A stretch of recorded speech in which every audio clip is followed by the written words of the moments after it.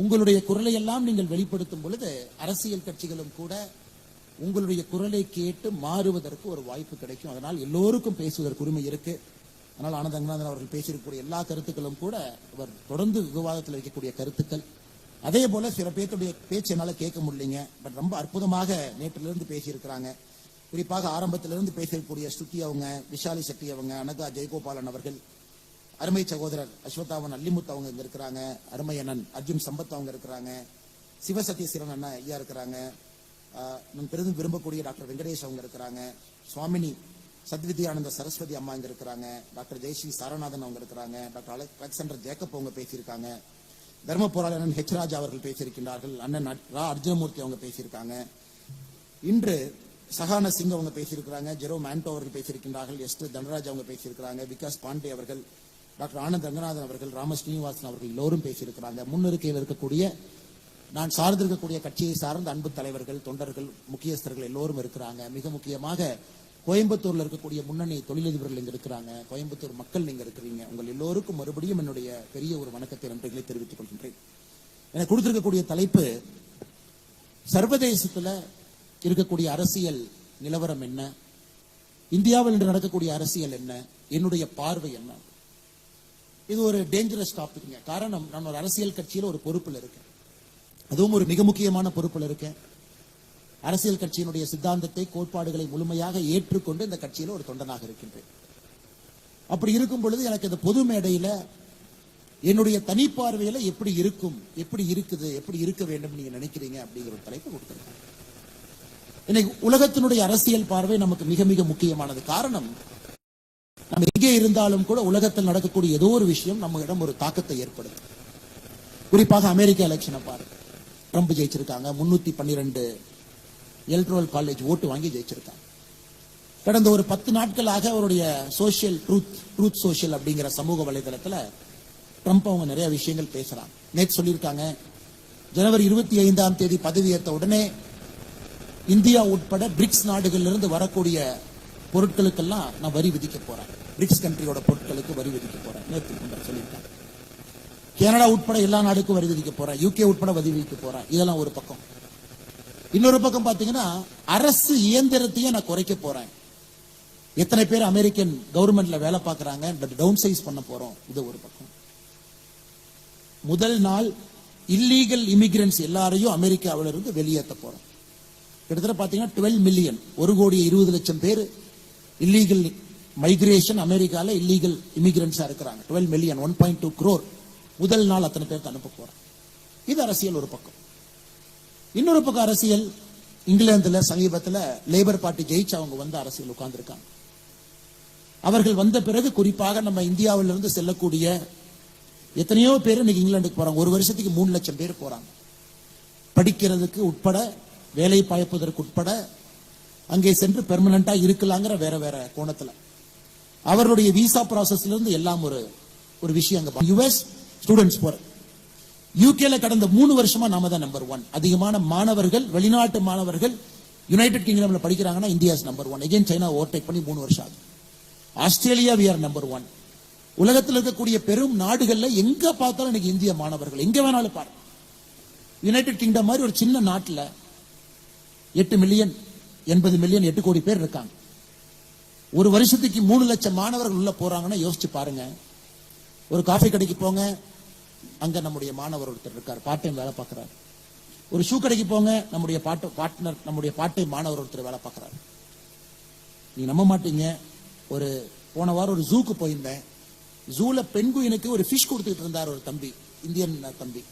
நான் கூப்பிட்டு கேட்டேன், என்ன பண்றீங்கன்னா, பார்ட் டைம் ஒர்க், நான் காலேஜ்ல படிச்சுட்டு இருக்கேன், பெண்குயினுக்கு ஃபீடு பண்றது ஒரு பார்ட் டைம் ஒர்க் இங்கே இருக்கு. ஜூல பெண்குயின்ல ஃபீடு பண்றதுல ஆரம்பிச்சு எல்லா இடத்திலும் கூட நம்முடைய மாணவர்கள் படிக்கும் பொழுது ஒரு பார்ட் டைம் வேலை அலோ பண்றாங்க.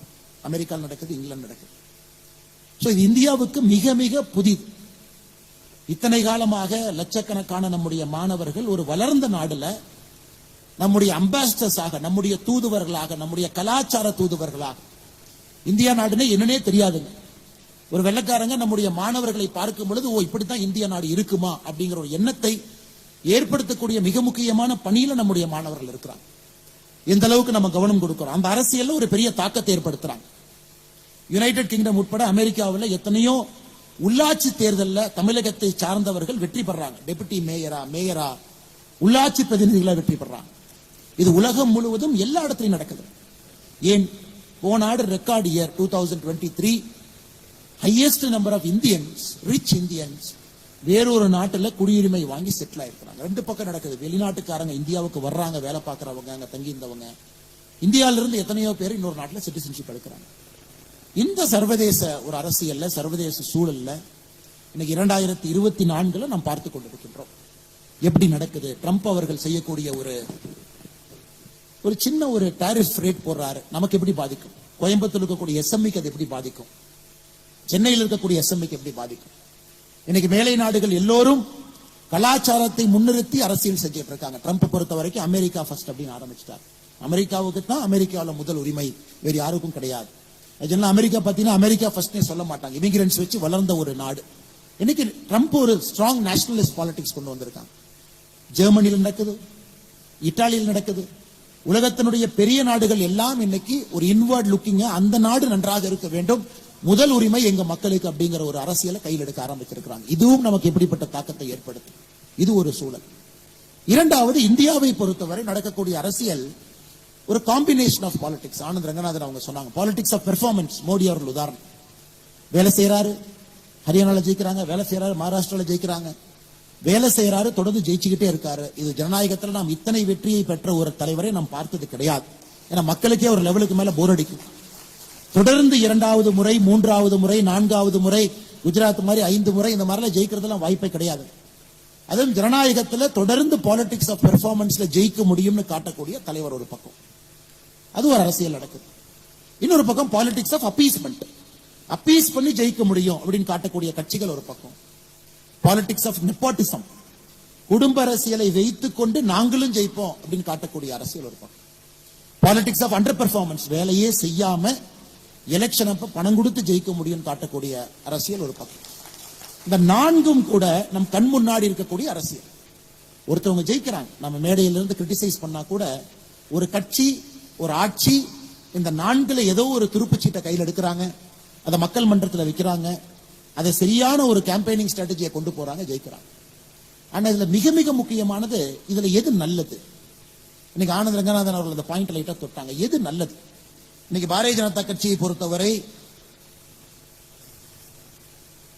2020 ஆண்டு அக்டோபர் மாதத்திலிருந்து அசாம் மாநிலத்தில் 37 லட்சம் தாய்மார்களுக்கு மாசத்துக்கு 830 ரூபாய் நம்முடைய பிஜேபி கவர்மெண்ட் கொடுக்கறாங்க. 2020 அக்டோபர்ல இருந்து for 37 lakh women and sisters 830 rupees per month. திமுக எப்ப கொடுக்க ஆரம்பிக்கிறாங்களோ அவர்களுக்கு முன்பதாக இருந்து அசாம். பாரதிய ஜனதா கட்சியினுடைய மத்திய பிரதேசம் பிஜேபி ஆட்சி 2023 மார்ச் மாதத்திலிருந்து 1,29 லட்சம் தாய்மார்களுக்கு மாதம் 1,250 ரூபாய் கொடுக்கிறாங்க. 2024 மார்ச் மாதத்திலிருந்து சத்தீஸ்கர் பாரதிய ஜனதா கட்சியினுடைய ஆட்சி 70 லட்சம் தாய்மார்களுக்கு மாதம் 1000 ரூபாய் கொடுக்கிறாங்க. 2024 ஜூலை மாதம் முதல் மகாராஷ்டிரா மாநிலத்தில் 1,70 லட்சம் தாய்மார்களுக்கு பாரதிய ஜனதா கட்சியினுடைய ஆட்சி 1,500 ரூபாய் மாதம் கொடுக்கிறாங்க. ஒரிசால 2024 செப்டம்பர் மாதத்திலிருந்து பாரதிய ஜனதா கட்சியினுடைய ஆட்சி 80 லட்சம் தாய்மார்களுக்கு வருடத்திற்கு 10,000 ரூபாய் அவங்களுக்கு கேஷ் டிரான்ஸ்பர் நடக்குது. ஒரு பக்கம் இப்ப ஆனந்த் ரங்கநாதன் அவங்க சொன்னாங்க, ஒரு சின்ன ஒரு பாலிடிக்ஸ்ல ஒரு ஃபைன் லைன் வரணும். ஃப்ரீபி எங்க இருக்கு, வெல்ஃபேரிசம் எங்க இருக்கு? ஃப்ரீபியில ஆரம்பிச்சு வெல்ஃபேரிசத்துல முடியுதா, இல்ல வெல்ஃபேரிசத்துல ஆரம்பிச்சு அது ஃப்ரீபியை நோக்கி போகுதா அப்படிங்கிற ஒரு கேள்வி கேட்டாங்க. இன்னைக்கு மோடி அவர்கள் 2014 இருந்து இந்த இரண்டையும் சரிவர செய்யக்கூடிய ஒரு மனிதராக மாறி இருக்கின்றார். இரண்டையும் நாங்க லெப்டிஸ்ட் கவர்மெண்ட் ஒரு பேர் கொடுப்பாங்க. இவங்க லெப்டிஸ்ட், இவங்க வந்தாங்கன்னாவே மக்களுக்கு எல்லாம் சலுகைகள் மட்டும்தான் கிடைக்கும். இது ரைட்டிஸ்ட் கவர்மெண்ட், இவங்க வந்தாங்கன்னா மக்களை கசக்கி பிழிஞ்சு வருமான வரியெல்லாம் ஏத்தி நான் ரோடு போடுறேன், பாலம் கட்டணும் ரைட்டிஸ்ட் கவர்மெண்ட் சொல்லுவாங்க. இலவசம் என்பது ஃப்ரீபீன் இருக்காது, வெல்ஃபேர் எக்கனாமிக்ஸ் இருக்காது. ஆனா இன்னைக்கு மோடி அவர்களுடைய ஆட்சி 10 ஆண்டு காலம் யாராச்சும் உன்னிப்பா பாத்தீங்கன்னா அவரே நம்பர் கொடுத்தார். 40 கோடி மகளிருக்கு மேல வங்கி கணக்கு, ஒரு வங்கி கணக்கில் 1,500 ரூபாய் கொரோனா காலகட்டத்தில் 80 கோடி மக்களுக்கு இன்னைக்கு 5 கிலோ அரிசி, 1 கிலோ பருப்பு ஒரு மாசமும், 5 லட்சம் ரூபாய் மருத்துவ காப்பீடு லட்சக்கணக்கான கோடிக்கணக்கான நம்முடைய மக்களுக்கு, 18 கோடிக்கு மேற்பட்ட விவசாய பெருமக்களுக்கு வருஷத்துக்கு 18,000 ரூபாய். இதெல்லாம் ஒரு பக்கம் பார்க்கும் பொழுது மோடிஜி அவர்களை பொறுத்தவரை 2 விஷயத்துல தெளிவா இருக்காங்க. ஒரு பக்கம் உள்கட்டமைப்பு வசதிகள் நடந்துகிட்டே இருக்கணும். 48 லட்சம் கோடி ரூபாய் நம்ம வாங்குற பட்ஜெட்ல அது போயிட்டே இருக்கணும். இன்னொரு பக்கம் கேஷ் இன்ஃபியூஷன் நடக்கும். ஏன்னா சிஸ்டம் அந்த அளவுக்கு எஃபிஷியன்ட் கிடையாது. நாம் சில பேருக்கு சில நேரத்தில் கை தாங்கலாக நிற்க வேண்டிய அவசியம் ஒரு அரசுக்கு இருக்கு. அதை செய்யணும். அதுவும் மிக முக்கியமாக மோடி அவர்களை பொறுத்தவரை இது ஏதோ ஒரு இலவசமாக அள்ளி தெளித்து விட்டு அதன் மூலமாக இது வாக்காக மாறும் என்று சொல்வதை விட இந்த கேஷ் டிரான்ஸ்பர் என்பது கன்சிஸ்டன்டாக ஒரு பாரதிய ஜனதா கட்சியினுடைய ஆட்சியும் நம்ம பார்க்கிறோம். எல்லா தரப்பட்ட மக்களுக்கும் எல்லா விதமான சலுகைகளும் வர வேண்டும் என்று நினைக்கக்கூடிய ஒரு அரசு. இது ஆனந்த ரங்கநாதன் அவர்கள் இதை ஃப்ரீபி என்று சொன்னால் சொல்வதற்கு முழு உரிமை அவருக்கு இருக்கு. இன்னொரு பார்வையில் அது வெல்ஃபேர் எக்கனாமிக்ஸ் சொன்னாலும் சொல்வதற்கு ஒரு உரிமை இருக்கு. இன்னைக்கு அரசியல் கட்சிகள் பார்த்தீங்கன்னா எக்ஸாக்டா அந்த மிடில் கோர்ட்ல நிக்கிறோம், சென்டர் கோர்ட்ல நின்று பார்த்து கொண்டிருக்கின்றோம். எதை எப்படி கொண்டு வரணும், எப்படி டிசைன் பண்ணணும். எல்லாம் இலவசமாக செல்லும் பொழுது என்ன ஆகும்? இல்ல இலவசமா ஒண்ணுமே இல்ல, வெல்ஃபேர் எக்கனாமிக்ஸே கிடையாது, ஒன்லி இன்ஃப்ராஸ்ட்ரக்சர் டெவலப்மெண்ட் என்று சொல்லும் பொழுது என்ன ஆகும்? இந்த காலகட்டத்தில் இன்னைக்கு இந்திய அரசியல் இருக்கு. இதை ராகுல் காந்தி அவர்கள் போன்றவர்கள் அடுத்த கட்டம் எடுத்துட்டு போக பார்க்கிறாங்க. அதாவது அனைத்தும் இலவசமாக கொடுக்க முயற்சி பண்றோம். நாடுல எந்த விதமான வளர்ச்சி இல்லை என்றாலும் கூட அதை பத்தி நீங்க கண்டுக்காதீங்க. 60 லட்சம் கோடி எம்எஸ்பி எல்லா விவசாய பொருளுக்கும் கொண்டு வந்த 60 லட்சம் கோடி. ஆனா இன்னைக்கு விவசாய பொருள் 23 பொருளுக்கு எம்எஸ்பி இருக்கு. அதே கிட்டத்தட்ட 15 லட்சம் கோடி ரூபாய் இருக்கு. எதற்காக இதை பேசுறோம் அப்படின்னாங்க, ஒரு அரசியல் மேடையில நம்ம இதெல்லாம் பேச முடியாது. அரசியல் மேடை திமுகவுடைய மேடை எப்படி இருக்கும்னா, ஸ்டாலின் அவங்க இருக்கிறாங்கன்னா ஒரு பேப்பர் கையில இருக்கும். மத்திய அரசு திட்டியா 1, வடக்கத்துக்கு சொல்லிட்டியா 2, ஹிந்தி திட்டு. இது ஒரு டிபிக்கல் ஃபார்முலா பேஸ்ட் பாலிடிக்ஸ். அடுத்து இந்த பக்கம் இவங்களை சரி பண்றதுக்கு இதெல்லாம் செஞ்சிட்டனா இவனை திட்டு அவனை திட்டு. இது ஒரு விதமான அரசியல். ஆனா இது போன்ற ஒரு மேடைகள்ல அறிவுபூர்வமான மக்கள் அமர்ந்து அரசியல் கட்சியை சாராதவர்கள் நிறைய பேர் இருக்கும் பொழுது நாம் பேசுற கருத்துக்கள் தான் அரசியல் கட்சியினுடைய மேனிபெஸ்டோவாக சில காலத்துல மாற ஆரம்பிக்கும். அதற்குத்தான் நான் வரும்போது சுதர்சன் அவர்களை நடுவில் உட்கார வச்சாங்க. ஏன்னா அவரே உட்கார வைக்கல, சுதர்சன் என்கின்ற மனிதர் உட்கார வைக்கல. வாய்ஸ் ஆஃப் கோவை நடத்தக்கூடிய இந்த விழாவில் உங்கள் பிம்பமாக இருக்கக்கூடிய ஒருவரை இந்த நிகழ்வுல உட்கார வைக்கணும். காரணம், இது முக்கியமான ஒரு நிகழ்வு. அரசியல் கட்சி எல்லாம் தாண்டி சாதாரணமாக வாழக்கூடிய, எனக்கும் அரசியலுக்கும் சம்பந்தம் இல்லை என்று நினைக்கக்கூடிய உங்களை போன்ற சோ கால்டு மிடில் கிளாஸ் அப்படிங்கிற ஒரு வார்த்தையை போடுவாங்க. சோ கால்டு மிடில் கிளாஸ் அப்படி. ஏன்னா மிடில் கிளாஸ் மக்களை பொறுத்தவரை பெருசா யோசிக்க மாட்டாங்க, குடும்பத்தை பத்தி யோசிப்பாங்க, அவர்களுக்கு மாத வருமான செலவு பத்தி யோசிப்பாங்க. வேற எதுவும் யோசிப்பதற்கு அவர்களுக்கு நேரமே இருக்காது. வேலை செய்யக்கூடியவர்கள் மிடில் கிளாஸ் என்பதற்காக சோ கால்டு மிடில் கிளாஸ் அப்படின்னா. என்னைக்கு இந்த மிடில் கிளாஸ் மக்கள் அதை நாம் உடைக்க போகின்றோம் அப்படின்னு நினைக்கிறோமோ அன்னைக்கு தாங்க அரசியல் மாறும். நாம நினைக்கணும், என்னை நடக்கக்கூடிய அரசியல் எப்படி இருக்கு. 48 லட்சம் கோடி ரூபாய் பட்ஜெட் எப்படி போடுறாங்க, தமிழ்நாட்டில் 3 லட்சம் கோடி ரூபாய் பட்ஜெட் திமுக அரசு எப்படி போடுறாங்க, அந்த பட்ஜெட்ல எந்தெந்த பணம் எங்க போகுது, தமிழ்நாட்டில் உள்கட்டமைப்பு இருக்கா, அதே நேரத்தில் வெல்ஃபேர் எக்கனாமிக்ஸ் மகளிருக்கு, பெண்களுக்கு, குழந்தைகளுக்கு தேவையானது நடக்குதா, அதே நேரத்தில் ஆரம்ப கல்வி சிறப்பா இருக்கா, அதே நேரத்தில் சுத்தமான சுகாதாரம் இருக்கக்கூடிய ஒரு நல்ல ஒரு மருத்துவ வசதி நமக்கு கிடைக்குதா. இதெல்லாம் நாம் பேசக்கூடிய கேள்விகளா இருக்கும். ஆனா தமிழ்நாடு அரசியல் பார்த்தீங்கன்னா இது எதுவுமே கிடையாது. இந்த 3 மாத காலம் நான் வெளியே படிக்க சென்றிருந்த பொழுது பார்த்தீங்கன்னா, ஒரு சக்சஸ்ஃபுல் ஆக்டர் பாலிடிக்ஸ் வந்துட்டாரு, ஒரு failed actor deputy chief minister ஆயிட்டார். இன்னைக்கு வந்தீங்கன்னா பத்திரிகை நண்பர்கள் கேட்கிற முதல் கேள்வியும் சினிமாவை சுத்தி தான் இருக்கு. முதல் கேள்வி சென்னை விமான நிலையத்துல, முதல் கேள்வி நம்முடைய கோயம்புத்தூர் விமான நிலையத்துல நம்முடைய அன்பு பத்திரிகை நண்பர்கள் கேட்கக்கூடிய கேள்வி, இவங்க அரசியல் எப்படி பாக்குறீங்க, அவங்க எலிவேஷன் எப்படி பாக்குறீங்க. ஆனா எனக்கு தெரியும், உங்களுக்கு தெரியும், காமன் மேனுக்கு அதனால ₹1 பிரயோஜனம் இருக்கான்னு கேட்டீங்கன்னா கண்டிப்பா கிடையாது. காமன் மேனுக்கு ₹1 பிரயோஜனம் இருக்கா? காமன் மேனுக்கு ரெவல்யூஷனரியா ஒரு அரசியல் கொண்டு வந்திருக்காங்களா? இல்லை. நான் யாரையும் குற்றம் சுமத்தலை. நடிகர் விஜய் அவர்களுடைய அரசியல் வரவேற்கிற, வரணும். ஒரு உச்சத்தில் இருக்கக்கூடிய நடிகர், பெரும் அன்பை பெற்றிருக்கக்கூடிய நடிகர், நிறைய பேர் அவருடைய படத்தை ரசிச்சு பாக்குறாங்க. ஆனா அரசியல் பரிமாணம் வேறு. அரசியல் என்பது முழுமையான ஒரு வேறு களம். ஆனா வரட்டும், களமாடட்டும், பார்ப்போம். அதே நேரத்தில் உதயநிதி ஸ்டாலின் அவர்களுடைய எலிவேஷன் என்ன சொல்றேன், பல இடத்துல கிரிட்டிசைஸ் பண்ணல. எலிவேஷன் என்ன சொல்றேன்னா, இது ஒரு விதமான அரசியலை முன்னெடுக்கிறேன், அது மக்கள் பார்க்கறாங்க. ஏன்னா அவங்க கட்சி யாரை கொண்டு வருவேன்னு அவங்களுக்கு உரிமை இருக்கு. ஏன்னா இந்த மேடையில் முழுமையாக அரசியல் பேசினா அது தவறா போயிருக்கு. இன்னைக்கு மக்களுக்கு பயன்படக்கூடிய அரசியல் நம்ம பேசல, நம்ம பேசுறது இல்ல.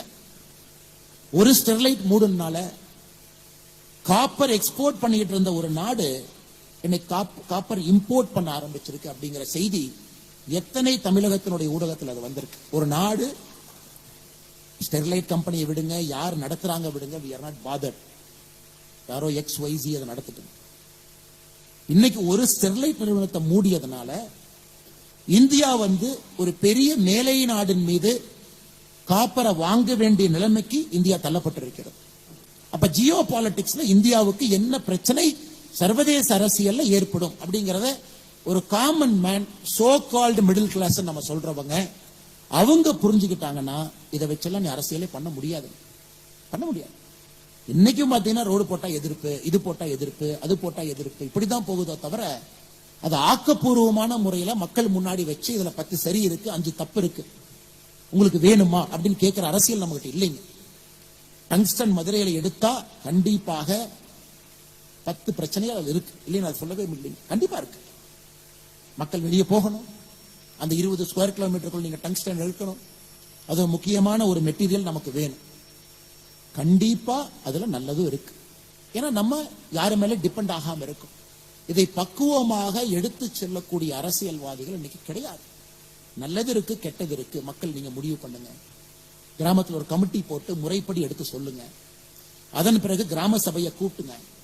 அதுல வேலை வாய்ப்பு இத்தனை பேருக்கு வருது, இதுல பிரச்சனையானாலும் இத்தனை பேருக்கு வேலை வாய்ப்பு கிடைக்குது.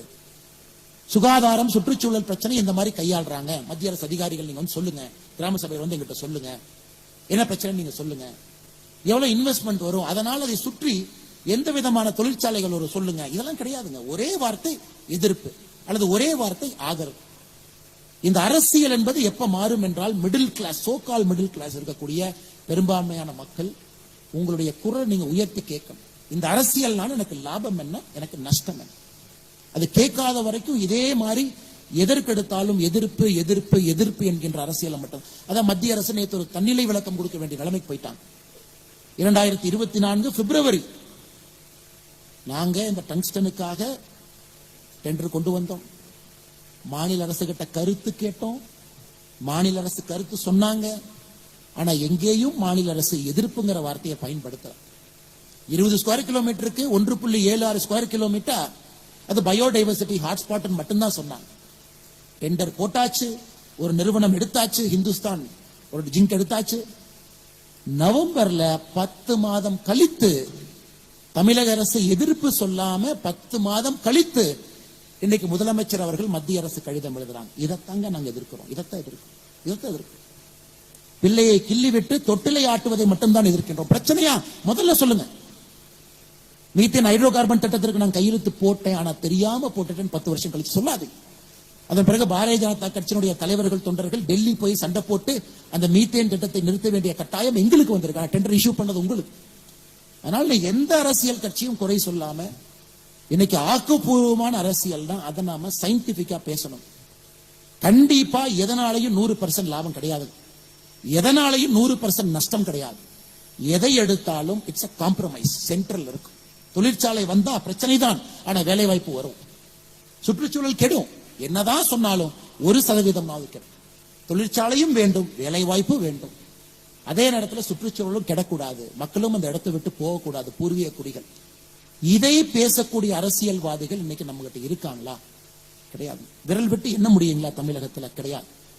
அதனால என்னுடைய அன்பான வேண்டுகோள், வாய்ஸ் ஆஃப் கோவை வருகின்ற காலத்துல இந்த மேடையில நிறைய அரசியல் கட்சியை சார்ந்த எல்லா விதமான சித்தாந்தம் இருக்கக்கூடியவங்க.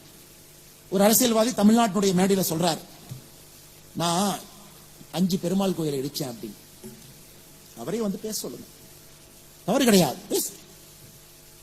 எங்களை போன்ற எத்தனையோ மனிதர்கள் சொல்றோம், தமிழகத்தில் பாரதிய ஜனதா கட்சி தலைமையிலான பாரதிய ஜனதா கட்சி கூட்டணி இங்கே வரும் பொழுது தமிழகத்தில் என்டோமென்ட் போர்டு அப்படிங்கறது இருக்காதுன்னு சொல்றோம். எங்ககிட்ட கேளுங்க. அப்ப என்டோமென்ட் போர்டு இல்ல, HRNC சட்டம் இருக்காதுன்னா என்ன செய்ய போறீங்கன்னு கேளுங்க, பதில் சொல்ல வேண்டியது எங்களுடைய கடமை. பிளான் இருக்கா உங்ககிட்ட? இல்ல சும்மா உங்க பாட்டுக்கு வாய்க்கு வந்ததெல்லாம் பேசிட்டு HRNC ஆக்ட் இருக்காது, என்டோமென்ட் போர்டு இருக்காதுன்னா அது யார் நிர்வகிப்பாங்க? அவங்களே உட்கார வச்சு கேளு. இரண்டரையும் பேசாம மாட்டாம சென்ட்ரல்ல சுத்துறாங்க. இன்னைக்கு பாத்தீங்கன்னா புது அரசியல் என்ன, கிச்சடி பாலிடிக்ஸ். இந்த வடிவேலு சொல்ற மாதிரி தென்னை மரத்துல ஒரு குத்து, பனை மரத்துல ஒரு குத்து, இந்த சித்தாந்தத்துல கொஞ்சம், அந்த சித்தாந்தத்துல கொஞ்சம், இந்த தலைவர் போட்டோ இங்க போடு, இந்த தலைவர் போட்டோ இங்க போடு, மொத்தமா 10 தலைவர் போட்டோ போட்டா யாரும் நம்மளை கிரிட்டிசைஸே பண்ண மாட்டாங்கிற அரசியல் கட்சிகளும் இங்க வந்திருக்கு. அவங்களையும் கூப்பிட்டு கேளுங்க. அது எப்படிங்க ரச சாதத்தையும் தயிர் சாதத்தையும் சாம்பார் சாதத்தையும் கலந்து வச்சுட்டு இது புது ஐட்டம்னா எப்படிங்க சாப்பிடுவாங்க? ரச சாதம் சொல்லுங்க, சாம்பார் சாதம் சொல்லுங்க, தயிர் சாதம் சொல்லுங்க, மூணையும் சேர்த்து மக்கள் சாப்பிடுவாங்கன்னா சாப்பிட மாட்டாங்க.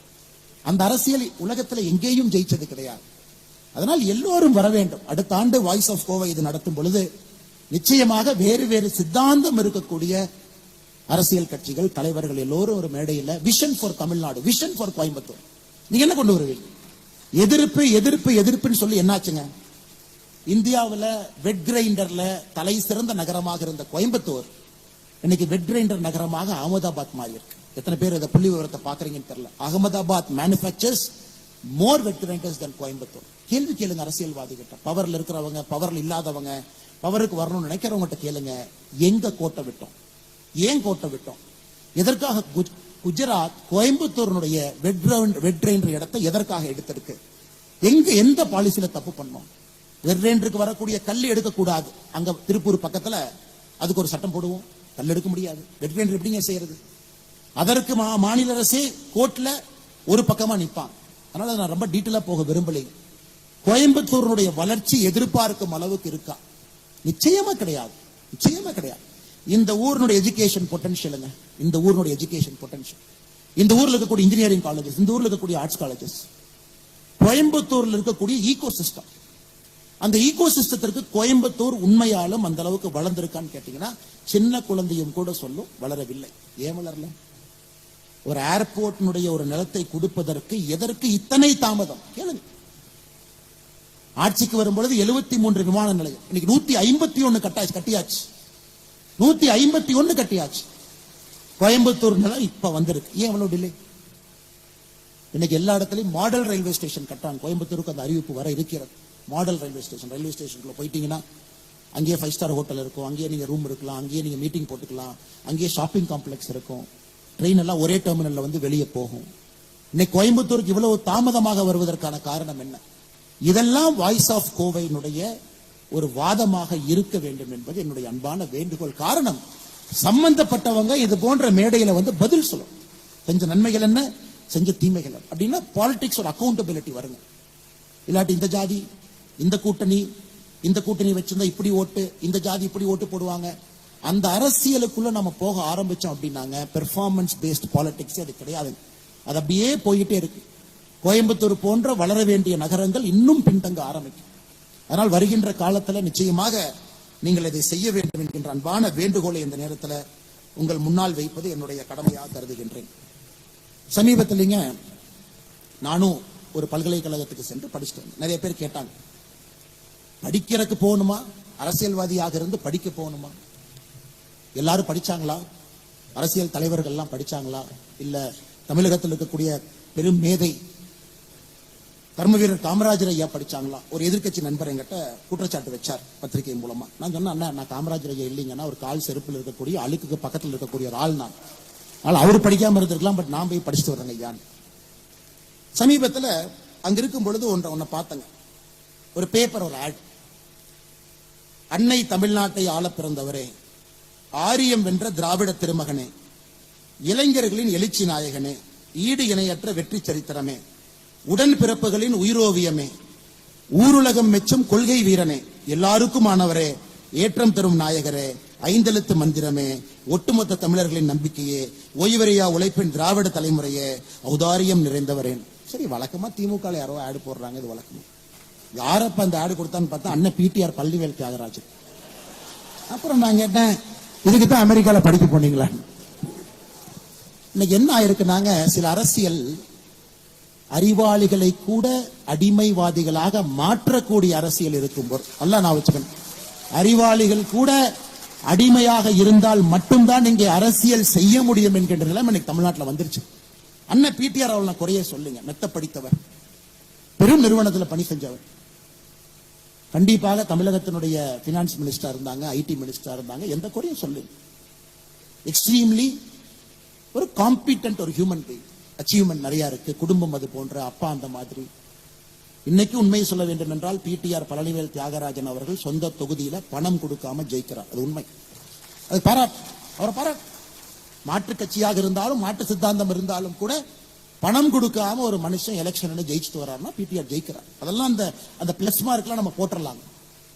ஆனா மைனஸ் மார்க் பாருங்க, அவரையும் இது போன்ற எழுத வைத்திருக்கிறார். அவரையும் இது போன்ற அவருக்கும் உதயநிதி ஸ்டாலினுக்கும் தராஸ்தட்டில் உட்கார வச்சு கம்பேர் பண்ண.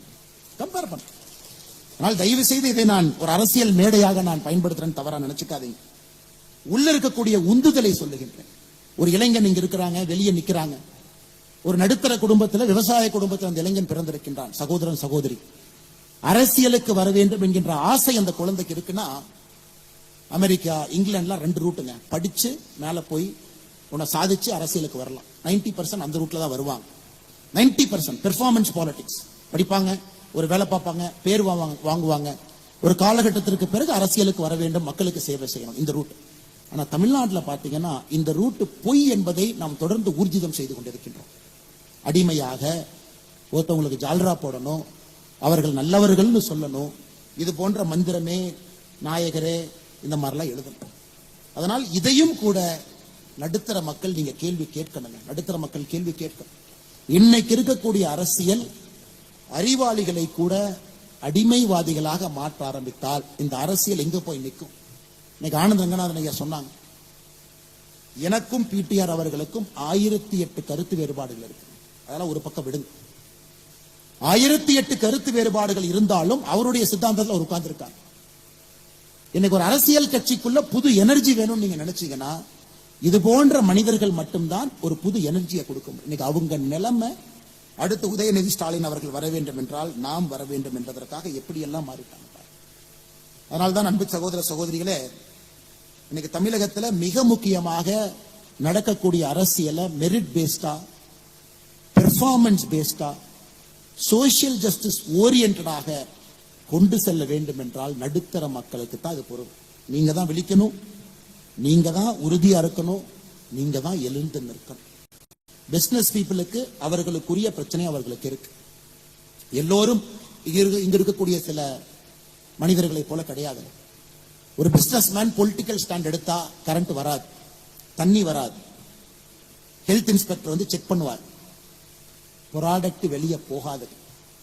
எந்த அரசியல் கட்சியாக இருந்தாலும் பந்தாடி விடுவார்கள். பிசினஸ் மேன் ஒரு பொலிட்டிக்கல் பொசிஷன் எடுக்க முடியாது. சில பேர் எடுக்கிறாங்க, அது அவர்களுடைய தார்மீக இந்த பவர். கீழ்த்தட்டு மக்கள் அவங்களுக்கு பொலிட்டிக்கல் பவர் என்ன போய் சேரலைங்க. அவர்களுக்காகத்தான் இவ்வளவு போராட்டம் நடக்குது. அவர்களுக்கு அரசியல் கைக்கு போகும் பொழுது ஒரு அதிகாரம் வரும். அண்ணல் அம்பேத்கர் அவர்கள் சொன்னது போல, படிப்பை விட அரசியல் எப்ப கைக்கு போகுதோ அன்னைக்குத்தான் கீழ்த்தட்டில் இருக்கக்கூடிய மக்கள் விழித்திருவார்கள். பொலிட்டிக்கல் பவரே போகாம இருக்கு. இன்னைக்கு அதை மாற்ற முடியும் என்று நீங்க நினைச்சீங்கன்னா மிடில் கிளாஸ் மட்டும்தாங்க நடக்கும். மாத சம்பளம் வாங்குகின்றோம் உண்மைதான், கடுமையாக உழைக்கின்றோம் உண்மைதான், நமக்கு நம்ம வேலையை பார்க்கறதுக்கே நேரம் இல்லை உண்மைதான், கிடைக்கிறதே ஒரு வீக்கெண்டுங்க, அதுலயும் வாய்ஸ் ஆஃப் கோவில் உட்கார வச்சுட்டீங்க உண்மைதான், எனக்கு என்னை பற்றி யோசிப்பதற்கே நேரம் இல்லை, நாட்டை பத்தி எங்க யோசிக்கணும் உண்மைதான். அதிலும் நீங்க மனசு வச்சு ஒரு சின்ன விஷயத்தை குறிப்பெடுத்து நீங்க பாத்தீங்கன்னா நம்முடைய அரசியல் மாற ஆரம்பிக்கும். அதற்குத்தான் இந்த வாய்ஸ் ஆஃப் கோவை போன்ற சாமானிய மனிதர்கள் ஒன்றாக இணையக்கூடிய இது போன்ற நிகழ்வை நாம என்கரேஜ் பண்ணணுங்க, அவங்களை ஆராதிக்கணும், ஆமோதிக்கணும். ஆனா இதே மேடையில் நான் இருக்கும் பொழுது ஆனந்த் ரங்கநாதன் அவர்கள் பாரதிய ஜனதா கட்சியை பத்தி கிரிட்டிசைஸ் பண்ணாங்க. Fair enough, no problem. உங்க பார்வையில நாங்கள் செய்யக்கூடிய ஒரு விஷயம் தவறு நினைக்கிறீங்களா, தயவுசெய்து சொல்லுங்க. உங்க பார்வையில நாங்கள் செய்யக்கூடிய 10 விஷயங்கள் சரி நினைக்கிறீங்களா, தயவுசெய்து சொல்லுங்க. அதற்குத்தான் இந்த மேடை இருக்க வேண்டும் என்று கோயம்புத்தூர் பாராளுமன்ற தேர்தலுக்கு பிறகு ஆசைப்பட்டோம். அது இன்னைக்கு நடந்துகிட்டு இருக்கு. தொடர்ந்து இது போல நீங்க முன்னாடி எடுத்துட்டு போகணும். இன்னைக்கு ஒரு கார்மிக் ஃபங்க்ஷன்ல நான் தர்மாவை பத்தி பேசாம போனா ரொம்ப தவறா போயிடும். இன்னைக்கு இங்கிலாந்துல இருக்கக்கூடிய ஒரு மியூசியமுக்கு போங்க, museum of natural history London. எவ்வளவு வச்சிருப்பாங்க ஒரு மியூசியம், எவ்வளவு பொருள் உள்ள இருக்கும் யாராச்சும் ஒருத்தர் சொல்லுங்கன்னா. ஒரு மியூசியம் ஆஃப் நேச்சுரல் ஹிஸ்டரி எவ்வளவு இருக்குங்கன்னா, எவ்வளவு ஒரு மியூசியத்துக்குள்ள எவ்வளவுதான் அடைக்க முடியும்? பொருள் வச்சிருக்காங்க. 6.7 மில்லியன், 67 லட்சம், 6.7 மில்லியன். அதை பார்த்தீங்கன்னா டைனோசரனுடைய போன்ல இருந்து ஆரம்பிச்சு பூமிக்குள்ள முதல்ல வந்த மெட்ராய்ட்ல இருந்து இந்தியாவிலிருந்து கடத்தப்பட்ட பொருள் இருந்து எல்லாம் சேர்த்துனீங்கன்னா 67 லட்சம் 6.7 மில்லியன் போன ஒருத்தருடைய மண்டை ஓட்ட அங்கே கண்கா பார்க்கறதுக்காக டிஸ்பிளே பொருளா வச்சிருக்கிறாங்க. நாகா ட்ரைபினுடைய ஒரு மண்டை ஓடு கேட்ட 200 வருஷத்துக்கு முன்னாடி கவர் நாங்க அங்க எடுத்தோம் பாருங்க. ராபர்ட் கிளைவ் இந்தியாவையே சூறையாடினவர், ஏன் தாஜ்மஹாலை தனித்தனியாக பிரிச்சு இங்கிலாந்து எடுத்துட்டு போன ஐடியாவும் போட்டவர். அவருடைய பெயர்ல இருக்கக்கூடிய கிளைவ் மியூசியத்துக்கு போங்க, அங்க 46,000 பொருள் வச்சிருக்காரு. எதுக்காக இது சொல்றாங்க? இன்னைக்கு நம்முடைய பாரம்பரியம் உலகம் முழுவதும் சிதறி கிடக்குதுங்க, சிதறி கிடக்குது. முன்னோர்கள் சிதறி கிடக்குறாங்க. அதையெல்லாம் போய் ஒரு சாதாரண மனிதனாக அங்க போய் நம்ம பார்த்தோம் அப்படின்னாங்க நம்முடைய வயிறு பற்றி எரியும். எல்லாம் நம்முடைய முன்னோர்கள், நம்முடைய கலாச்சாரம், நம்முடைய பாரம்பரியம் நமக்கு தெரியாதுங்க நாம் எப்படி வாழ்ந்தோம் அப்படி. அந்த ஈஸ்ட் இந்தியா கம்பெனியும் அந்த பிரிட்டிஷ் சாம்ராஜ்ய மனிதர்களும் அந்த 200-300 வருஷத்துல மொத்தமா அதெல்லாம் டிராஃபி எடுத்துட்டு போயிட்டாங்க. நம்முடைய விநாயகர் சிலை சில வீட்டுல அலங்கார பொருளாக ரிசப்ஷன்ல இருக்கு. திருமங்கை ஆழ்வார் இப்போ இந்தியா கொண்டு திரும்ப வருதுங்க ஆஸ்மோலியத்துல. மிக மிக முக்கியமான ஒரு விஷயம், நம்முடைய கலாச்சாரத்தை நாம் மீட்டெடுக்க வேண்டும் என்றால் ஒன்று நம்முடைய கலாச்சாரத்தை பத்தி நம்ம தெரிஞ்சுக்கணுங்க, நம்பர் 1. இரண்டாவது, உலகம் முழுவதும் இருக்கக்கூடிய நம்முடைய கலாச்சாரம் சார்ந்த வேர்களை திரும்ப கொண்டு வரணும். இன்னைக்கு பெருமையாக ஒரு பாரதிய ஜனதா கட்சியினுடைய தொண்டனாக நாம் எல்லோரும் சொல்ல முடியும், மோடி அவர்கள் அதை செய்து காட்டி கொண்டிருக்கின்றார்கள் என்று பெருமையா சொல்லலாம். நான் ஏதோ மோடி அவர்கள் கட்சியை சார்ந்தவன் அதனால் நான் வந்து சொல்றேன், உங்களுடைய கிளாப்ஸுக்காக சொல்றேன், அப்படி கிடையாது. 2014க்கு பிறகு கடந்த 10 ஆண்டுகள்ல பாரத பிரதமர் நரேந்திர மோடி அவர்கள் உலகம் முழுவதும் நம்முடைய கலாச்சார விழுமியங்கள் பொருட்கள் என்ன இருக்குதோங்க 640 பொருட்களை நம்ம கொண்டு வந்திருக்கோம். 640. அமெரிக்கால இருந்து மட்டும் 578, ஆஸ்திரேலியால இருந்து 39, இங்கிலாந்துல இருந்து 12, இது போன்ற எல்லா நாட்டில இருந்து 640 தனித்தனி பொருட்களை கொண்டு வந்திருக்கோம். 2004 இருந்து 2013 வரை ஆட்சியில் இருந்தவர்கள் நம்முடைய நாட்டிற்கு திரும்பி கொண்டு வந்த கலாச்சார பொருள் 1. 1970 இருந்து 2004 வரை ஆட்சியில் இருந்தவர்கள் நாட்டிற்கு திரும்பி கொண்டு வந்தது 3. என்ன கணக்கு போட்டு பாருங்க. 1970 இருந்து 2014 வரை ஆட்சியில் இருந்தவர்கள் வெளிநாட்டில் இருக்கக்கூடிய நம்முடைய கலாச்சார விழுமியங்களை திரும்ப நாட்டுக்குள்ள கொண்டு வந்தது 4. 2014 இருந்து 24 வரை நாம் கொண்டு வந்திருக்கக்கூடிய பொருட்கள் 670. இதுதாங்க டிஃபரன்ஸ். ஆனா இன்னும் லட்சக்கணக்கான பொருட்கள் இருக்குது, இன்னும் லட்சக்கணக்கான பெயின்ஸ்டேக்கிங் ஒர்க். பிரிட்டன்ல இருந்து எதுவுமே நீங்க கொண்டு வர முடியாது. கேட்டா ஒரு சட்டம் வச்சிருக்கான், பிரிட்டிஷ் மியூசியம் ஆக்ட் 1963. ஒரு மியூசியத்துக்குள்ள ஒரு பொருள் இருந்தா மியூசியத்துக்கு தான் சொந்தம், அது திருடு போன பொருள் நீங்க ப்ரூவ் பண்ணால் திரும்ப கொடுக்க மாட்டோம். இந்தியாவிற்கு வந்திருக்கக்கூடிய அந்த 11 மோடி அவர்கள் தலையிட்டு பிரைம் மினிஸ்டர் தன்னுடைய பர்சனல் டிஸ்கிரிஷன்ல அந்த 11 பொருள் கொடுத்திருக்காங்க. அமெரிக்காவுடைய முன்னாள் அதிபர் ஜோ பிடனும் பாரத பிரதமர் நரேந்திர மோடி அவர்களும் 2022 கல்ச்சரல் ப்ராப்பர்ட்டி அக்ரிமெண்ட் கையெழுத்து போட்ட பிறகு அமெரிக்காவிலிருந்து கிட்டத்தட்ட 640 இந்தியாவுக்குள்ள வர ஆரம்பிச்சிருக்கு. இன்னைக்கு இது போன்ற அமைப்புகளில் இளைஞர்கள் இங்க இருப்பீங்க. இதை வந்து ஒரு வேள்வியா நீங்க எடுத்து, இளைஞர்கள் யாராச்சும் இருக்கீங்க உங்களுக்கு இதுல ஆர்வம் இருக்குன்னா வேள்வி எடுத்து hunt for our artefacts. Belgium, France, Italy, Spain, America, England எங்க இருந்தாலும் நீங்க ஒரு வேள்வியாக எடுத்து திரும்பி கொண்டு வர்றதுக்கு நீங்க நில்லுங்க முன்னாடி. இன்னைக்கு Ashmolean museum, Oxford India pride project என்கின்ற அமைப்பு, அருமை சகோதரர் எஸ் விஜயகுமார் ஒருத்தர் இருக்கார். அந்த டீம் பாத்தீங்கன்னா ஒரு பொருளா கண்டுபிடிச்சு போட்டோ எடுத்து தமிழ்நாட்டில் இந்தியாவில் எஃப்ஐஆர் செக் பண்ணி எங்க திருட்டு போச்சுங்கிற ப்ரூஃப் மேட்ச் பண்ணி இந்த கோயில் இருந்த போட்டோவும் அதுவும் ஒன்னு அந்த ப்ராவினன்ஸ் எஸ்டாப்ளிஷ் பண்ணி கடுமையாக போராடி ஒரு பொருளை கண்டுபிடித்த பிறகு இந்திய அரசுக்கு தெரிவித்த பிறகு நாம் அதை வாங்கிட்டு வரோம் நாட்டில் இருக்கு.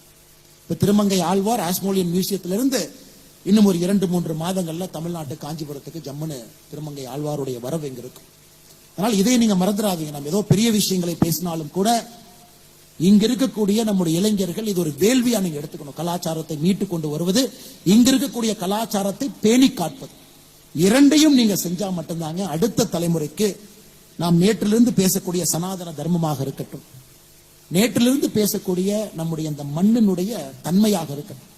அடுத்த தலைமுறை இன்னும் 1000 ஆண்டுகள் கழிச்சு இன்னொருத்தருக்கு தெரியும்னாங்க நம்முடைய முன்னோர்கள் எப்படி வாழ்ந்தாங்க அப்படிங்கறது நீங்க சொன்னா மட்டும்தான் அவர்களுக்கு தெரியும். இல்லை என்றால் நிச்சயமாக அவர்களுக்கு தெரிவதற்கு வாய்ப்பு இல்லை. அதனால் இதையும் செய்யணும். அரசும் செய்யுது. அரசுனால எல்லாத்தையும் செய்ய முடியாதுங்க. தனி மனிதர்களுடைய ஒத்துழைப்பு, தனி மனிதர்களுடைய ஈடுபாடு வேண்டும். கலாச்சார பொருட்களை திரும்பி கொண்டு வருவதற்கு அதிலும் நிச்சயமாக நீங்கள் கவனம் செலுத்துவீர்கள் என்கின்ற முழு நம்பிக்கை. கடைசியா ஒரே ஒரு விஷயத்தை உங்கள் முன்னால் வைக்க வேண்டும் என்பது என்னுடைய அன்பான ஒரு வேண்டுகோள். ஆக்ஸ்போர்ட் பல்கலைக்கழகத்தில் முதல் நாள்ல நடந்து போகும்பொழுது ஒருத்தர் டூர் கைடு வந்தார். அவர் எங்க 11 பேருக்கு இதாங்க ஆக்ஸ்போர்ட் பல்கலைக்கழகம், உலகத்திலேயே ரொம்ப பழமையான பல்கலைக்கழகம் இதாங்க அப்படின்னாரு. நான் கேட்டேன் எத்தனை வருஷம்னு கேட்டேங்க. 900 வருஷம் அப்படின்னாரு. 1000 வருஷம் இருக்கலாம், ஆனா 900 வருஷம் எங்ககிட்ட ப்ரூஃப் இருக்கு அப்படின்னாரு. இன்னைக்கு வேர்ல்ட்ஸ் ஓல்டஸ்ட் யூனிவர்சிட்டி ஆக்ஸ்போர்ட், இன்னைக்கு வேர்ல்ட்ஸ் பெஸ்ட் யூனிவர்சிட்டி ஆக்ஸ்போர்ட். தொடர்ந்து பாத்தீங்கன்னா நம்பர் 1 யூனிவர்சிட்டியா இருக்காங்க. ஆக்ஸ்போர்ட், கேம்பிரிட்ஜ், ஸ்டான்ஃபோர்ட், ஹார்வர்ட் இவங்க எல்லாம் இருக்கிறாங்க. எல்லா படைப்புகள் அங்கதான், விஞ்ஞானம் அவங்க தான். அவங்க சொல்றதுதான் தப்பு சரி. நம்ம போடுற கோவிட் வேக்சின் ஆக்ஸ்போர்ட்ல இருந்து செஞ்சு வர்றாங்க. ஆக்ஸ்போர்ட்ல செஞ்சுட்டாங்க சரி, நம்ம எல்லாரும் அந்த ஊசி போட்டிருக்கோம். இன்னைக்கு மேலை நாட்டில் இருக்கக்கூடிய அறிவு களஞ்சியங்கள், பொக்கிஷங்கள் பல்கலைக்கழகங்களாக மாறி ஆரம்பித்திருக்கிறது.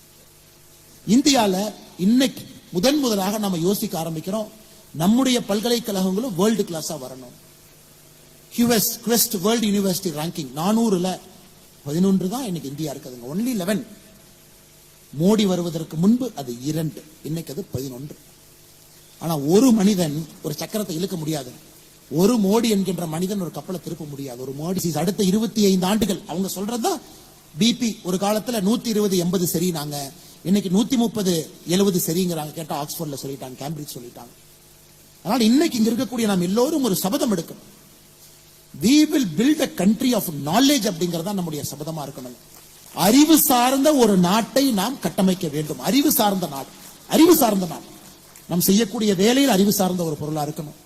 இதுவும் மிடில் கிளாஸ் தாங்க செய்ய முடியும். நாம் செய்யக்கூடிய வேலையில பெரிய தொழிலதிபர்கள் முன்னறிக்கையில் இருக்காங்க. அவங்க கிட்ட வேலை பார்த்தா கூட பேட்டன்ட் ஃபைலிங்க்கு நானும் இருக்கணும். நம்ம குழந்தை படிச்சா கூட நல்ல ப்ராஜெக்ட் ரிப்போர்ட் எழுதுப்பா, பேருக்கு ஏதோ ஒரு ப்ராஜெக்ட் ரிப்போர்ட் எழுதி மார்க்காக கொடுக்காத சொல்லணும் நம்ம வீட்டுல. அதனால அடுத்த 25 ஆண்டுகள் இந்த விக்ஷித் பாரத் 2047 அது நடக்க வேண்டும் என்றால் அறிவு சார்ந்த ஒரு சமுதாயத்தை கட்டமைத்தால் மட்டும்தான் அது நடக்கும் என்பதை இங்க இருக்கக்கூடிய நாம் எல்லோரும் புரிந்து கொள்ள வேண்டும். ஜப்பான் எடுத்துக்கங்க, 1995ல $5 ட்ரில்லியன் அமெரிக்காவை நெருக்கிட்டாங்க. இன்னைக்கு ஜப்பான் $4 ட்ரில்லியன். உலகத்துல பாத்திருக்கீங்களா? ஒரு மேலை நாடு 1995 இருந்து 2024 29 வருஷத்துல $1 ட்ரில்லியன் இழந்திருக்கு ஜிடிபி. 5 ட்ரில்லியன் to 4 ட்ரில்லியன் சரிஞ்சிட்டாங்க. Argentina developed country to developing country சரிஞ்சிட்டாங்க. காரணம் இந்த நாடுகள் அடுத்த தலைமுறை அறிவை நோக்கி போலிங். நமக்கு சினிமா இருக்கட்டும், இருந்தாலும் குழந்தைங்கிட்ட புத்தகத்தை படிப்பதற்கு சொல்லிக் கொடுங்க. நெட்ஃபிளிக்ஸ் இருக்கு, அமேசான் இருக்கு, லட்சக்கணக்கான ஆயிரக்கணக்கான சீரியல் இருந்தாலும் வாரம் உங்க குழந்தை ஒரு புத்தகமாச்சு படிக்கிறாரா? பரீட்சை வைங்க. அல்லது நீங்க புத்தக கடைக்கு நீங்க கூட்டிட்டு போறீங்களா? சொல்லுங்க. அமேசான்ல டிஸ்கவுண்ட் சேல்ல பொருள் மட்டும் வாங்குறோமா, இல்ல புத்தகத்தையும் வாங்கி கொடுக்கறோமா? அது அப்பா அம்மாவாக மிடில் கிளாஸ் ஆக நீங்க முன்னாடி நில்லுங்க. அதையெல்லாம் தாண்டி அறிவு சார்ந்த நிகழ்வுகள் கோயம்புத்தூர்ல, சென்னையில, தமிழகத்துல எங்க நடந்தாலும் கூட குடும்பமாக ஒரு அறிவு சார்ந்த நிகழ்ச்சியில போய் இருக்கிறோமா பண்ணுங்க. இதே கொடிசியால என்னுடைய நெருங்கிய நண்பர் அருமை சகோதரர் விஜய் ஆண்டனி அவர்கள் வரும் பொழுது அரங்கமே வலிஞ்சு நின்னாங்க. நான் விஜய் ஆண்டனி அவர்களுக்கு ஒரு மெசேஜ் போட்டேன். பிரதர், வெரி குட் ரெஸ்பான்ஸ் இன் கோயம்புத்தூர். நம்ம மக்கள் பாருங்க எத்தனை பேர் வந்திருக்காங்க. ஒரு அறிவு சார்ந்த நிகழ்வுக்கும் அத்தனை பேர் வர வேண்டும் என்பது என்னுடைய அன்பான ஒரு ஆசை. அறிவு சார்ந்த நிகழ்வு, சயின்ஸ் பத்தி, டெக்னாலஜியை பத்தி, ஜியோ பாலிடிக்ஸ் பத்தி பேசுறாங்க, நகருக்கு நம்ம போகணும். இன்னைக்கு கோயம்புத்தூர்ல அந்த பக்கம் உணவு திருவிழா நடந்து கொண்டிருக்கு, தவறே கிடையாதுங்க. கொங்கு பகுதியினுடைய உணவு திருவிழா மிக முக்கியம். அடிதடி, கலாட்டா, லா அண்ட் ஆர்டர் ப்ராப்ளம். பத்திரிகை நண்பர்களுக்கு என்ன உணவு திருவிழாவை பத்தி கருத்து சொல்லுங்கண்ணா அப்படின்னு. ரொம்ப கூட்டம் வந்துட்டாங்க, 800 ரூபா வாங்கினாங்க, அப்படியே அலைமோதி கூட்டம் நிக்குது. மக்கள் ஏன் அவ்வளவு பேர் வர்றாங்க? இன்னைக்கு நம்முடைய மிடில் கிளாஸ் மக்களுக்கு சோசியல் லைஃப் என்னங்க? சோசியல் லைஃபே இல்லை. நல்ல பார்க் இருக்கா? கிடையாது. நடப்பதற்கு இடம் இருக்கா? கிடையாது. 1000 ஏக்கர் பூங்கா இருக்கா? நகரத்தினுடைய மையப்பகுதியில வெளியே குழந்தைகளை கூட்டிட்டு போலாம்? கிடையாது. ஒரு வேர்ல்டு கிளாஸ் ஸ்போர்ட்ஸ் இன்ஃப்ராஸ்ட்ரக்சர், அருமையான ஒரு ஸ்போர்ட்ஸ் இன்ஃப்ரா வச்சிருக்கோம். எல்லா விதமான ஸ்போர்ட்ஸ் ஒரு 150 ஏக்கருக்குள்ள பில்டு பண்ணிருக்கோம். சாட்டர்டே சண்டே குழந்தைகள் விளையாடுவதற்கு வாய்ப்பு கிடையாது. நகரத்துக்குள்ள பொல்யூஷன் இல்லாம போக முடியுமா? நாங்கள் நன்றாக வாழ்வதற்கு என்ன கொடுக்குறீங்கன்னு நீங்க கேளுங்க. இது ரொம்ப முக்கியம். அதுவும் சோகால் மிடில் கிளாஸ் தாங்க கேட்க முடியும். So called middle class. நீங்க எடின்பரா போங்க, எடின்பரா போங்க. 1700 ஒரு சட்டம் போட்டு பப்ளிக் பாத்வே, பப்ளிக் பார்க்க உருவாக்கணும். 1700 சட்டம் போட்டிருக்கான். 1700 இருந்து விடுபட்டு இயற்கையோடு ஒன்றி நடந்தால் மட்டும்தான் அறிவு சார்ந்த விஷயங்கள் அவர்களுடைய மனதில் எழும்புகிறார். எப்பங்க 1707 எடின்பரால சட்டம் போட்டு பப்ளிக்ல பூங்கா கட்டுறோம். எத்தனையை கொண்டு வர்றாங்க, எத்தனை சட்டம் இன்னைக்கு இந்தியாவில் அது வேணுங்க. ஒரு நகரமும் கூட, நான் தொடர்ந்து எலெக்ஷன்ல இருந்து சொல்லிட்டு வர்றதுங்க, ஒரு நகரமும் கூட கான்கிரீட் காடுகளாக மாறி, கான்கிரீட் காடுகளாக. அதையும் நீங்க தான் கேட்கணும். நீங்க கேட்கலீங்கன்னா, நீங்க பேசலன்னா யாரும் உங்களை கேட்கவே மாட்டாங்க. நீங்க பேசலீங்கன்னா அவங்களுக்கு தெரியும், இதுக்கு ஒரு டிக்கு, இதுக்கு ஒரு டிக்கு, வடக்கு தெற்கு ஒரு டிக்கு, ஹிந்தி திணிப்பு ஒரு டிக்கு, எல்ஐசியில் யாரோ கிளர்க்கு ஹிந்தி லெட்டர் எழுதுனா அவனுக்கு ஒரு டிக்கு, டங்ஸ்டன் கொடுத்தாங்க அதுக்கு ஒரு டிக்கு. இப்படித்தான் அரசியல் இருக்குமோ தவிர, நீங்கள் பேசாத வரை இது அறிவு சார்ந்த அரசியலாக மாறுவதற்கு வாய்ப்பு கிடையாது. அதனால் என்னுடைய அன்பார்ந்த மிடில் கிளாஸ் நண்பர்களே, மக்களை இப்படிதான் சொல்லணும். வாய்ஸ் ஆஃப் கோவையாக இங்க வந்திருக்கக்கூடிய எல்லா அறிவு சார்ந்த அன்பு சொந்தங்களே, நண்பர்களே, தமிழக அரசியலை மாற்றக்கூடிய வலிமை உங்களுடைய கைக்கு மட்டும் இல்லைங்க. எல்லாம் சொல்லுவாங்க கைக்கு இருக்குன்னு. கை கிடையாதுங்க, வாய்க்கு இருக்கு. நீங்க பேசணும். ஓட்டு போடுறது கையுங்க, ஆனா பேசுறது வாய். ஆனால் இன்னையிலிருந்து தமிழக அரசியல்ல புதிதாக நாம் சொல்வோம், ஓட்டு போடக்கூடிய மக்களே, கைக்கு இருக்கக்கூடிய வலிமை உங்களுடைய வாயுக்கும் இருக்கட்டும் என்று சொல்வோம். காரணம், கையினுடைய வலிமை அரசியல்வாதிகளுக்கு தெரிவது கிடையாது. ஓட்டு போட்ட பிறகு ஆனா நீங்க பேச ஆரம்பிக்கணும். அதற்கு இது போன்ற ஒரு போரம், இது போன்ற அமைப்புகள், இது போன்ற ஒரு நல்ல ஒரு மக்கள் கூடியிருக்கக்கூடிய சந்தர்ப்பத்துல வேறு வேறு கருத்துக்கள் பேசக்கூடிய மக்கள் மேடையின் மீது வந்து பேசுங்க, கிரிட்டிசைஸ் பண்ணுங்க, தைரியமா பேசுங்க, நல்லது சொல்லுங்க, கெட்டது சொல்லுங்க, கோவைக்கான விஷன் சொல்லுங்க, இந்தியாவுக்கான விஷன் சொல்லுங்க, என்ன வேண்டும் என்று சொல்லுங்கள். நிச்சயமாக அது நடக்கும். காரணம், அரசியல்வாதிகள் தான் ஸ்மார்டஸ்ட் பொலிட்டிக்கல் அனிமல். காட்டுல வந்து யானை ஷார்ப்பு கிடையாதுங்க, அரசியல்வாதி தான் ஷார்ப். ஏன்னா மக்கள் என்ன யோசிக்கிறாங்கன்னு பார்க்கவே கண்டுபிடிச்சிருவாங்க. ஆனா நம்ம யோசிக்கணும், அதை வெளியே காட்டணும். காட்ட ஆரம்பிச்சீங்கன்னா மிடில் கிளாஸை நோக்கி அரசியல் வர ஆரம்பிக்கும், உங்களுடைய ஏற்றத்திற்காக வர ஆரம்பிக்கும். நாம வந்து வயசானதுக்கு அப்புறம் பணக்காரங்களாம் பிரச்சனை இல்லைங்க. சைனா பாருங்க, they have become rich but they have become older. இன்னைக்கு இந்தியால எவ்வளவு பெரியவங்க, 60 வயசுக்கு மேல எவ்வளவு பெரியவங்க இருக்கிறாங்க. அந்த பெரியவர்களுக்காக ஒரு சமுதாயத்தை உருவாக்கி இருக்கிறோமா? கிடையாது. பெரியவர்களுக்காக நடைபாதை கிடையாது, பெரியவர்களுக்காக பூங்கா கிடையாது. 60 வயதிற்கு மேல 80, 90, 100 வரை சேஃபா, செக்யூரா பெரியவர்கள் வாழ்வதற்கு ஒரு நகரத்தினுடைய கட்டமைப்பு இருக்கா? கிடையாது. அப்ப பெரியவர்கள் பேசணும், பெரியவர்கள் பேசணும். எத்தனை பேர் வெளியே போகும்போது எல்லாம் நம்ம வந்து இன்ஹேல் பண்றாங்க, எவ்வளவுலாம் இன்ஹேல் பண்றோம், எவ்வளவு வெஹிக்கிள் பொல்யூஷன். யாரோ சொன்னாங்க என்கிட்ட, ஆனா நீங்க வந்து பிஜேபி தலைவராக மோடி கடிதம் எழுதுறீங்க, இதுவரைக்கும் இந்தியாவில் யாருமே பண்ண மாட்டாங்கன்னா, சென்னை மெட்ரோ வேண்டும் என்று நீங்க எதுக்கு நான் கடிதம் எழுதுனீங்க? அது மத்திய அரசு கொடுக்கும், மாநில அரசு நாங்க தான் செய்யறோம் நாங்க, நீங்க எதுக்கு கடிதம் எழுதுனீங்க? கட்சியில் ஒரு பெரிய தலைவர் எனக்கு தொலைபேசி மூலமாக அழைத்து சொன்னாங்க, இதுவரை இந்தியாவில எந்த பிஜேபியில் இருந்தும் கூட ஒரு ஸ்டேட் யூனிட் மோடி அவர்களுக்கு கடிதம் எழுதி, ஐயா எங்க ஊருக்கு மெட்ரோ கொஞ்சம் தாமதமா வருது, இவங்க லோக்கல் அரசியல் பண்ணி வர்ற மெட்ரோ வராம பண்ணிடுவாங்களாட்டு இருக்குது, கொஞ்சம் நீங்க டக்குன்னு அந்த மெட்ரோ ஃபேஸ் 2 கொஞ்சம் கொடுத்துருங்க ஐயா, ஒரு 43,000 கோடி செலவு பண்ணுங்க ஐயா. தமிழ்நாடு பாரதிய ஜனதா கட்சி சார்பாக நாங்கள் கடிதம் எழுதினோம். காரணம், எங்களுக்கு அது சரி என்று பட்டது. மோடி அவர்களும் ஒரு வாரத்துல சென்னை ஃபேஸ் 2 மெட்ரோவை மத்திய அரசு ப்ராஜெக்ட் அனௌன்ஸ் பண்ணீங்க, 43,000 கோடி ஒதுக்கினார். கோயம்புத்தூருக்கும் அதையே நாங்கள் செய்ய இருக்கின்றோம், செய்ய போகின்றோம். கோயம்புத்தூருக்கும் அது நடக்கும். காரணம், வாழ்வியல் முறையை மாத்தி தாங்க ஆகும். நான் என்ன சொல்றேன்னாங்க, கொஞ்சம் நீங்க எங்களை ஃபோர்ஸ் பண்ணுங்கன்னு நான் சொல்றேன். நீங்க அரசியல் கட்சிகளை ஃபோர்ஸ் பண்ண, உங்களை நோக்கி வரவை, டெவலப்மெண்ட்டை நோக்கி வரவை. குறிப்பாக உங்களுடைய வாழ்வியல் முறையில உங்கள் வாழ்க்கை நன்றாக இருப்பதற்கு என்ன தேவையோ அதை நோக்கி கொண்டு வருவதற்கு அரசியல் கட்சிகளை தள்ளுங்க. அதற்கு இந்த வாய்ஸ் ஆஃப் கோவை போன்ற பல பிளாட்ஃபார்த்தை நீங்க ஏற்பாடு செய்யுங்க.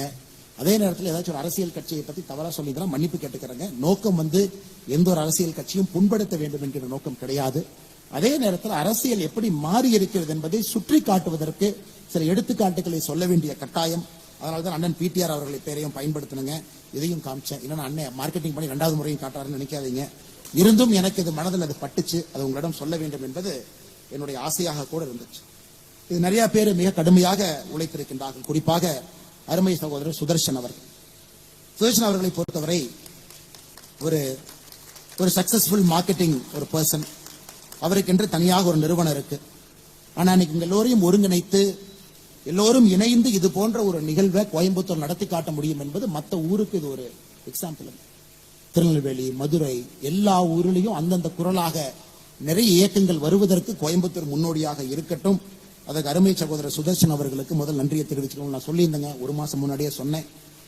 நான் சொன்னபடி உங்களுக்கு லண்டன், துபாய் வந்து துபாய், சென்னை வந்து சென்னை, கோயம்புத்தூர் வந்து நேரடியாக இங்கே வந்து இந்த நிகழ்ச்சியில் நான் பங்கேற்று விட்டேன். காரணம், உங்களுடைய உழைப்பு, இது நடக்க வேண்டும், இதை என்கரேஜ் பண்ணும் அப்படிங்கறத நோக்கங்க.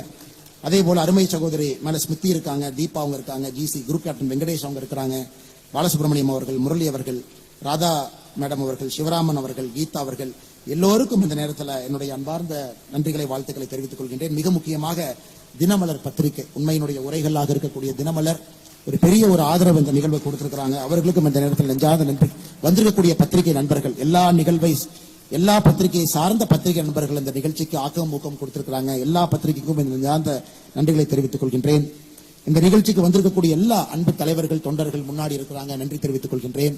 அரசியல் சாராதவர்கள் வந்திருக்கிறீங்க, உங்களுக்கும் நன்றி தெரிவிச்சுக்கிறேன். அடுத்த ஆண்டு எல்லா அரசியல் கட்சி தலைவர்களையும் கூப்பிடுங்க, எல்லா அரசியல் கட்சியும் பேச வைங்க, எல்லோரும் அவங்களுடைய விஷயத்தை சொல்லட்டும். அதன் மூலமாக மக்களுக்கு ஒரு தெளிவு கிடைக்கட்டும். அதன் மூலமாக நல்ல ஒரு அரசியல் தமிழகத்திற்கு வரட்டும். வாய்ப்பு கொடுத்தவங்க எல்லோருக்கும் நன்றி தெரிவித்து என்னுடைய உரையை முடித்துக் கொள்கின்றேன். நன்றி, வணக்கம். பாரத் மாதா கி.